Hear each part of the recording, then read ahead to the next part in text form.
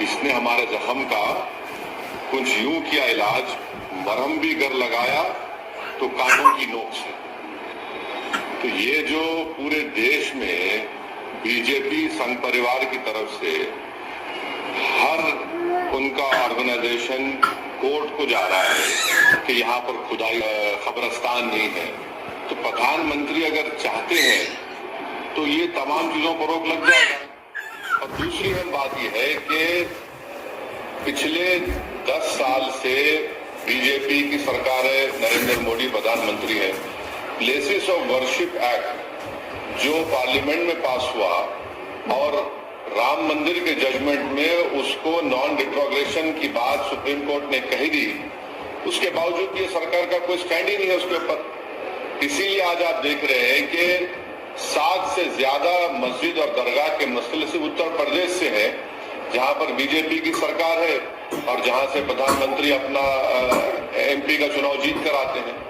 तो ये सिर्फ चादर भिजाने से कुछ फायदा नहीं होगा। चादर तो हर कोई भिजाता रहेगा, मगर उस चादर को भिजाने के पीछे जो पैगाम एक सरकार देती है वो ये देती है कि हम सिर्फ चादर नहीं भिजा रहे हैं, हम उस समुदाय को, उस देश की जनता को जो इन तमाम चीजों पर आस्था रखती है, दरगाह मस्जिद में, उसको हम दरगाह और मस्जिद मानते हैं। आप चादर तो भिजा रहे हैं, मगर आप ही के चाहने वाले कोर्ट को जा रहे हैं कि ख्वाजा अजमेरी की दरगाह दरगाह नहीं है, मसाजिद मसाजिद नहीं है।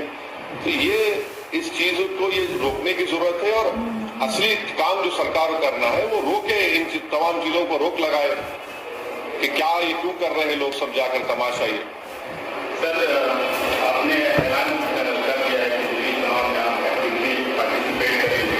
कल प्रधानमंत्री ने दिल्ली की जनता को कई सौगात दिए और साथ में जो मौजूदा सरकार है उसको उससे कई सहूलतें उन्होंने लगाई और सौगात दिए के चाबी की बात है उसमें उन्होंने देखा कि अल्पसंख्यक समुदाय के लोगों को भी दिया, सबका साथ सबका विकास कहीं कहीं के सेशन में लिखा।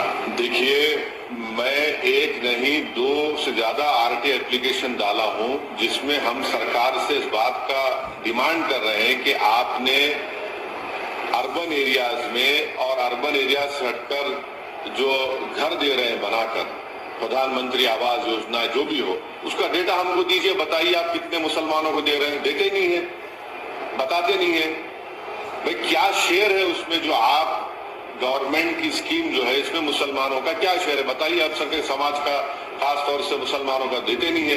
अब ये दिखाने को खड़ा कर देते हैं, थोड़ा बहुत देते हैं, असल शेयर क्या है उनका वो नहीं बताना चाहते हैं।